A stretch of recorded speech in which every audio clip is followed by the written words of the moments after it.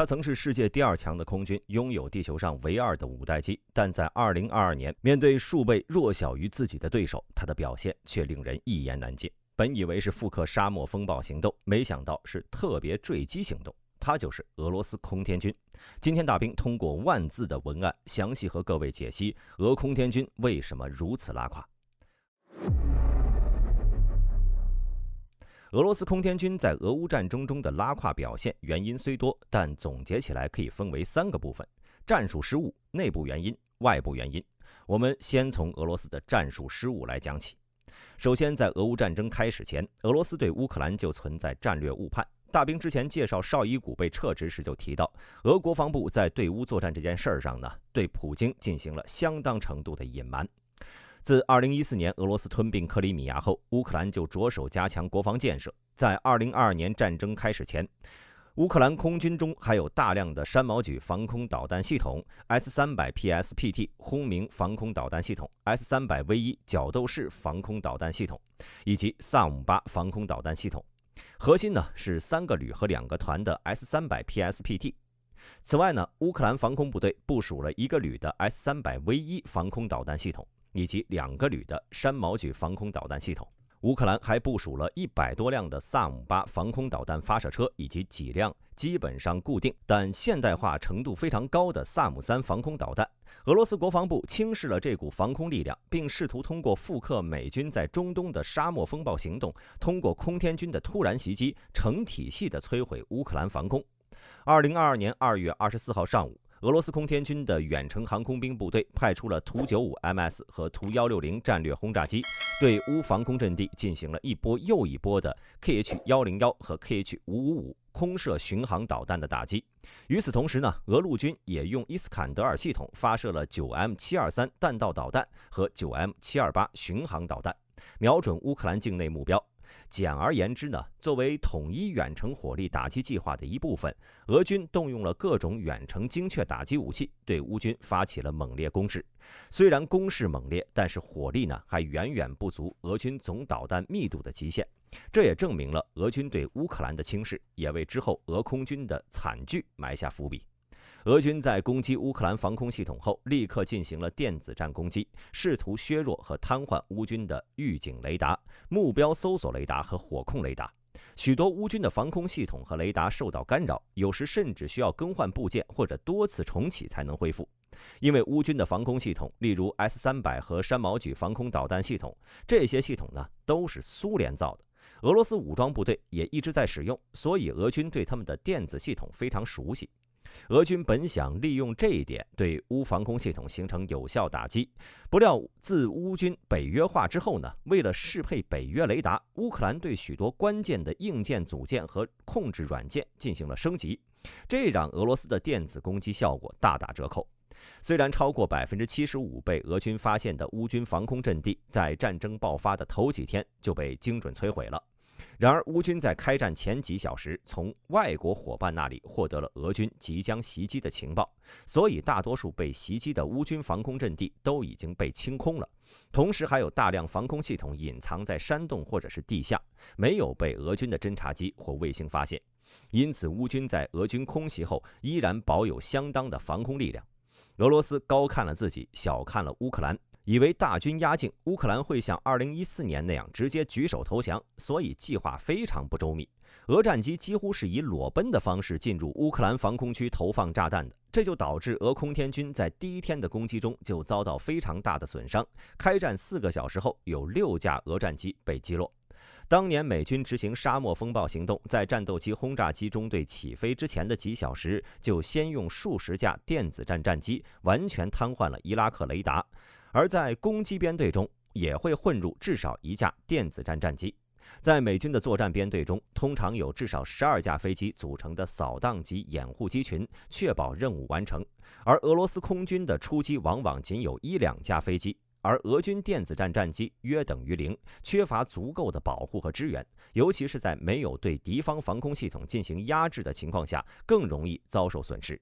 这种跨时代的攻击方式，就像2战时期神风特工队员一边喊着板仔，一边在防空炮雨中冲向航母。结果别说1小时24分，就算打到2022年10月，乌克兰依旧在依靠自己的防空系统击落俄罗斯战机，直到北约援助的防空系统抵达乌克兰。可见轻敌大意是俄空天军出战失利的关键点。不过话又说回来，就算俄罗斯不轻敌，只要这场战争爆发，俄空天军的下场恐怕都不会太好看，因为之后俄罗斯回过味儿来，把1亿1架的空中预警机 A50给派了上来，结果呢，还不是被爱国者一发打了下来。这样一看，俄空天军确实是尽力了。除了轻敌的问题外呢，俄罗斯各个军种的相互配合也存在很大问题。比如大规模空袭之前，俄罗斯也利用电子战战机和侦察机标注了100多个乌克兰防空阵地。然而根据《纽约时报》的报道，美国专家本以为他们将绝大多数目标，结果呢，由于沟通失误，俄罗斯把空无一物的田野炸得坑坑洼洼，仅有1半的袭击成功命中了目标。而不久之后呢，俄军沟通问题就诞生出了最大的恶果——安东诺夫机场争夺战。尽管俄军曾经通过联盟决心2022演习进行大规模的部队集结与装备调动，但乌克兰方面显然也做好了相应的准备。乌克兰不仅进行了全民动员，还加强了战略要地的防守，并且制定了紧急预案。然而，俄军似乎未能充分预判到乌克兰的这些准备，导致在突袭行动中，陆军遭遇了乌军的顽强抵抗。此外呢，情报共享的不充分也影响了俄军的作战效果。例如，乌军使用便携式防空导弹，成功击落了多架俄军直升机，这表明俄军对乌军的防空能力评估不足，或者没有将这一情报及时传达给突击部队。在战斗中，俄军空中突击部队和地面部队之间的协同作战存在明显问题。空中突击部队虽然成功占领了安东诺夫机场，但由于后续地面部队增援不及时，导致俄军在面对乌军反扑时陷入被动。特别是当俄空降部队在机场内孤立无援的时候，乌军迅速集结了大量部队进行反包围和歼灭行动，使得俄军陷入困境。这种协同作战不畅的问题，很可能是由于空中和地面部队之间的通信和指挥系统存在缺陷，导致指挥命令无法及时传达和执行。在战术执行和指挥决策方面，俄军也存在一些失误。例如，在突袭行动初期，俄军可能过于自信地认为能够迅速占领机场，并且控制局势，因此没有充分的准备应对乌军的反扑。其实，俄罗斯联合作战失败并不是个例，而是由俄罗斯的指挥体系决定的。美国智库 AUSA 的一份报告显示，和习惯采用联合作战的北约军队不同，对于指挥与控制及 C2 有很大的问题。每年呢，俄罗斯都会轮流举办扎帕德和东方这2大集体训练演习，他们就像是对俄罗斯军队的一次全面体检，从战略到作战再到战术层面层层施压，测试军队的极限。演习的核心目标有3个：一是看联合兵种和部队能不能紧密合作；2是检验战术执行和远程支援的能力；3是探索分布式指挥控制系统的效率。然而从实际的战果上看，俄军就像是个没头苍蝇，缺乏统一的指挥和协调。撰写该报告的美国陆军中士安东尼表示，指挥就是协调的艺术，可能俄罗斯那会儿偏偏就缺了这么一位能总揽全局的指挥官。他们的指挥系统复杂的像迷宫，信息传递不畅，各兵种之间的配合不起来，结果就是一盘散沙。就拿安东诺夫机场这事儿来说吧，俄罗斯本来有机会拿下的，结果因为指挥不力，愣是让乌克兰给抢了回去。而基辅战役呢，也是一塌糊涂，不是陆军慢半拍，就是空军慢了半拍，总是抓不住战机，让乌克兰军队有机会利用地形优势进行反击。除了以上给出的2种战术错误外，俄罗斯情报系统也总是慢人一步。在俄乌战争的前几个月内，俄空天军试图利用苏 24MR 芬瑟尔 E 侦察机与220 COT 电子情报飞机的协同作业，绘制出一幅乌克兰防空网络的详细地图，甚至还动用了大量渗透进乌克兰的间谍，试图利用这份地图搭配导弹和轰炸机，搭配电子战手段，完全摧毁乌克兰防空。然而，俄罗斯空中力量的表现并未如预期般摧枯拉朽，因为早在2014年克里米亚危机以来，乌克兰就料到会有这样一天。时任乌克兰国防部长的奥列克西·列兹尼科夫早前呢已经向美国寻求技术援助了，对防空部队进行了改革，采取分散部署、快速机动策略，成功规避了多轮空袭威胁。乌克兰在战争前夕还迅速转移了关键防空资产，并且在俄军导弹发射前72小时内加速行动，有效保护了这些战略资源。而在之后呢，和俄罗斯空天军的对抗中，乌克兰展现出高度灵活的防空战术，将地空导弹系统转化为便携式、低可见度的作战单元，给俄军目标识别和打击带来巨大挑战。这一系列操作导致俄军的情报系统严重落后，俄罗斯的导弹和炮弹总是落在预定打击地点的10米甚至几十米外。不仅如此，俄情报系统还有一股迷之自信，他们在战争前夕很少进行损伤评估，当然也有可能是他们缺乏进行损失评估的手段。这导致俄战机在目标轻伤后就不再继续行动了，而乌克兰能够将这些轻伤目标拖回后方修复，让空袭带来的损伤效果大大降低。以上大兵是分析了俄空天军在俄乌战争中在战术层面上的失误。接下来我们来分析一下俄罗斯空军本身的问题。首先是老生常谈的后勤问题，这里大兵不单指空军，俄罗斯在战争初期就因为糟糕的计划出现了问题。尽管俄罗斯拥有相应的能力，但他们低估了实际的需求。例如，俄罗斯每70人只有15人进行后勤支援，相比之下，美军1人能获得10人的后勤支援。虽然后勤能力不足，但根据之前的演习结果，俄军高层认为勉强够用了。毕竟一场只需要1小时22分的战斗，后勤不太重要。再不济，俄军可以以战养战，在当地掠夺资源。然而，俄军侵略的脚步最终是停在了基辅城外40公里处，这让俄军高层的计划落空了。由于大部分俄军只携带了48小时的弹药和粮食，这让后勤问题彻底爆发出来了。而对俄罗斯空天军来说，后勤问题同样非常严重。和空军出场必带空中加油机的北约不同，俄罗斯在俄乌战争中很少采用空中加油，这使得俄战机必须被部署在靠近前线的地方，以尽量节省燃油。但这样就给了乌克兰偷袭机场的机会。在开战的第2天，也就是2022年2月25号，乌克兰使用苏联时期的 OTR-21 托奇卡短程弹道导弹，对位于罗斯托夫地区的米勒罗沃空军基地进行了打击，造成了俄军基地受损并爆发火灾，多架俄罗斯空天军第31近卫战斗航空团的苏30 SM 战斗机被摧毁。这也是乌克兰在俄乌战争后第一次对俄境内目标进行打击。袭击后，社交媒体上是广泛流传着该基地受损和燃烧设施及飞机的图像。乌克兰国防部尚未对这次袭击发表正式评论，但分析人士确认，图像中的地点确实是米勒罗沃空军基地，距离乌克兰边境约20公里。同时，俄罗斯的空军损管和苏联时期是相差无几。根据 CIA 的一份资料，俄空军的维护以日为单位，而且维护人员有相当大的权利，可以自由选择更换零件或者是维修，这就导致维护人员为了方便，一般会选择更换零件而不是维修。这种操作让其维护成本飞升。同时，俄罗斯的后勤高度依赖铁路运输，但在俄乌战争开始后，乌克兰远程打击和俄境内的俄罗斯游击队对俄罗斯境内的军用铁路进行了大量破坏，这让俄罗斯的后勤补给速度被大大的拖延。俄的后勤部队在战争初期的移动速度只有预期的一半，这导致了长时间的交通堵塞，补给车队在路上停滞不前，成为了乌克兰军队的靶子。在俄罗斯的军事理论中，空中火力的使用是为了补充和替代地面火力。然而这场战争中俄空天军没能提供足够的空中火力支援，这增加了地面部队对炮火和补给的需求。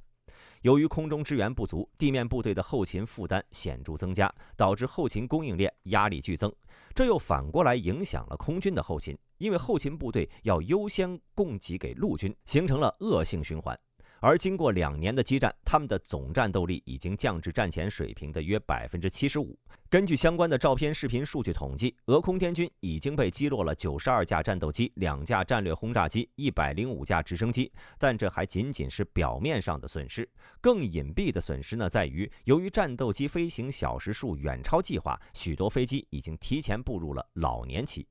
欧洲智库兰德预计，俄军今年将因此报废约60架飞机，而俄空天军每年新采购的苏30、苏34和苏35呢，仅约20架，远远跟不上损耗速度。自从去年年中以来，虽然空战频次相对稳定，但今年2月阿瓦迪夫卡攻势期间，俄空天军每日出动高达150架次了，这无疑加剧了飞机老化问题。尽管俄罗斯采用了滑翔炸弹，并且增加了空对地任务，试图减轻飞行压力，但超过半数的战术飞机已经服役超过30年了，他们的剩余寿命令人担忧。更加引人关注的是，目前战场上损失的主要还是较新的苏30、苏34、苏35的机型，而老旧的米格31和苏27则更多被用于支持远程打击和巡逻任务。如果俄军不想办法增加战机的产量，俄空天军的机库将很快出现断层。就算俄罗斯能够解决战机不足的问题，但飞行员不足又会成为俄罗斯空军新的考验。根据英国皇家智库联合军种研究所的一份报告，俄罗斯空军缺乏训练有素的飞行员，而且没有充分利用他们手头上那少数的几个优秀飞行员。这份报告认为，由于飞行时间有限和以单位提供训练的做法， VKS 只有不到100名训练有素的现役飞行员参与冲突。为了一时的战果，莫斯科对于俄空天军长期健康发展更危险的事情，他们正在让教官飞行员上战场，这意味着现在和未来的飞行员培训将会缺乏有经验的导师。乌克兰军方观察到 VKS 中年轻飞行员和老年飞行员的数量都有所增加，特别是那些老飞行员又被召回了前线服役。通常情况下，空军会让有经验的飞行员从前线任务中轮换出来，去训练单位传授专业知识。而俄罗斯的做法呢，和纳粹德国即将失败时将教官投入前线的情况一致。不仅如此，由于俄罗斯的军事传统文化，即让经验丰富的人承担最危险的任务，这导致俄空军的伤亡主要就落在了这些老兵头上。结果就是俄军不仅整体作战能力下降，训练新兵的速度也大大减缓。这也就是为什么莫斯科在与乌克兰交换战俘的谈判中，急切地希望退伍军人飞行员回归。不仅如此，俄罗斯飞行员的训练时间也严重不足。根据统计，俄空军飞行员平均每年飞行时数仅为100小时，这数字明显低于美军的200小时。飞行时数不足，直接影响了飞行员的操作熟练度和作战表现，比如敌我识别问题。美军对敌我识别程序相当严格，不符合程序的目标必须进行目视确认。俄乌战争中，由于双方使用的武器基本相同，这增加了识别难度。在地面战场上，战车要喷上 Z 标识以识别友军，而在空战中，俄军就很难识别敌我信息了。这就是为什么经常有俄军战机被自家战机或者防空系统击落了。除此之外，俄空军的地勤也十分抽象，不知道是不是训练不足，出现过俄军地勤在飞机起飞前没有把红外瞄准的盖子取下来，直到飞机返航才发现。这个错误有多离谱？类似于大兵拿着相机拍了一天照，结果发现没装镜头。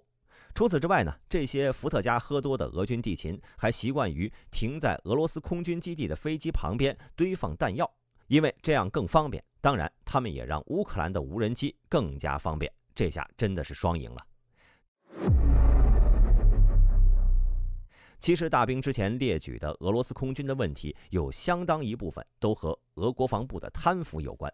2022年4月26号，一位著名的俄罗斯博主、空军退伍军人和前战斗机飞行员开始筹集资金，目的是为俄军飞行员装备救生包。因为俄军发放的救生包已经严重过时了，为了保住自己的小命，不少俄军飞行员只能自掏腰包去购买救生包和 GPS 装置。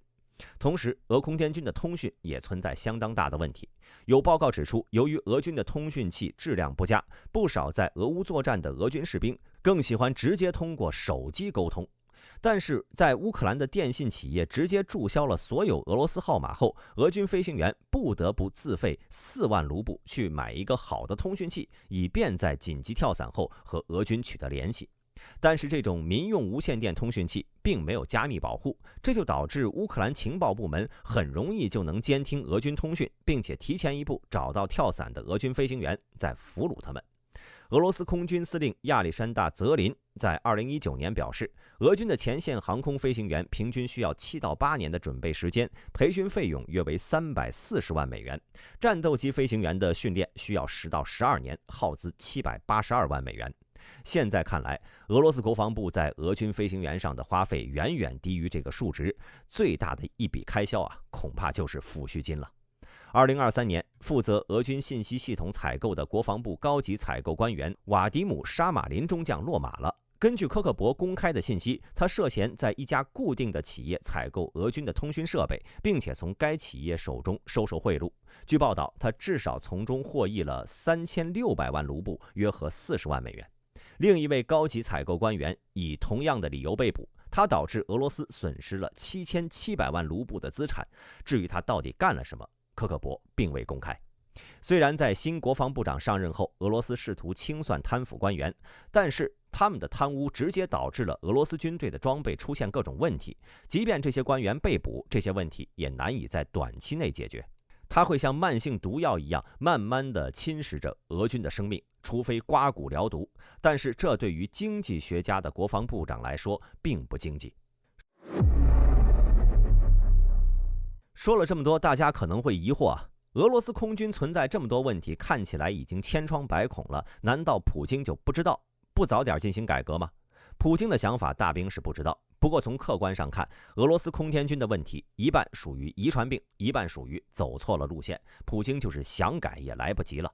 俄罗斯的军队继承自苏联军队，当初苏联空军的设计思路是仿照欧美的飞机，并在其基础上加宽、加大、加厚，至少在纸面数据要超过西方战机，就像斯大林要求波波沙要全面超越索米，就连弹夹子弹也要多一发一样。在冷战之前呢，虽然苏联空军已经视为独立个体，但是苏联认为仅靠空军无法夺得战略主动权。同时，俄罗斯和英美不同，对于土地的追求尤为强烈，这就导致其战略重点必须放在陆军。所以说，俄空军呢，与其说是独立军种，更像是美军早期的陆地航空队，即空军主要为陆军服务，夺取空中优势仅仅被视为一种捎带的暂时性战术。俄空军基本上是服务于地面部队指挥官的作战指挥，这也导致其主要任务在距离边境约200公里内执行密接空中支援和空中拦截和空对空作战。而早期地面部队的作战成功，更加支持了俄军对于空中力量仅限于支援行动的认知，使得俄空军在推进独立性以及发展远距离作战能力时受到更大的阻碍，也造成了国防资源的分配不均，整个空军管理无法集中，后勤体系变得更加复杂，沟通协调产生相当大的问题，仅能维持战术空军的角色，无法提升成战略空军的规模。而在战术思维的问题上，直接相应的在飞机设计上，无论是不是攻击机，俄军的飞机都要适应近地支援场景，例如苏30、苏34、苏35等等。虽然有着较强的对地攻击能力及生存能力，但在争夺空中优势能力上远不如西方战机，尤其是在雷达技术和电子战技术上更是被拉开了一大截。为了弥补这方面缺陷，俄罗斯战机只能在飞机机动性上想办法，试图比导弹飞得更快。这一点呢，我们能够在俄罗斯最先进的飞机前不久被炸毁的苏57上可见一斑。为了气动布局，苏57牺牲了隐身性能，其进气道采用了直通式设计，而非5代机惯用的 S 型设计。这种设计虽然进气效率较高，但是由于发动机风扇叶片没有遮蔽物，会大幅增加正向雷达反射面积。同时，为了适应近地支援场景，苏57依旧配备了防弹机舱，但同时为了和隐身性做平衡，其机头空间极为狭小，导致其光电探测设备无法整合在机身内，隐身性又大打折扣。而防弹弹舱装甲也过于薄弱了，导致其非常四不像。要空中优势，雷达不行；要隐身外形不行；要近地支援，装甲又不行。在海湾战争后，俄罗斯意识到了发展路线的问题，但为时已晚，因为改革需要钱呢，这恰恰是俄罗斯最缺的东西。在苏联解体后，虽然俄罗斯继承了大部分飞机，但上世纪90年代，俄罗斯的财力捉襟见肘，根本没有办法为这么多飞机提供维护。同时，贪腐问题导致了大量军备被贱卖。在1991年，俄罗斯空军大概有5400架战斗机，而97年呢，俄军只剩下2376架了，缩水近50%。这种情况一直持续到了2008年。俄军2架米格29因为缺少维护导致尾翼锈蚀而坠机。事后俄军调查发现，80%的米格29都有这种情况，连基本的飞机维护都做不到了，更别说改革了。甚至连俄罗斯最先进的苏57和图160都是考古式科研的产物。这就是为什么俄军战机的设计思路是落后于时代了。而美军战机呢，职责分配则更为明确，空优战机就是空优战机，可以完全不要机炮来换取雷达性能和隐身性，攻击机就是攻击机，除了对地支援完全不用顾其他的。这就导致美军战机在所擅长的领域完全领先于俄战机。同时，俄罗斯还忽略了精确制导炸弹的研究，这可能是因为俄罗斯缺乏半导体工业，导致无法制造消耗性的传感器。虽然俄罗斯制造了大量导弹，但相比于精确制导炸弹更为廉价，适合在大规模战争中使用，而导弹只适用于来袭击高价值目标，无法支援前线。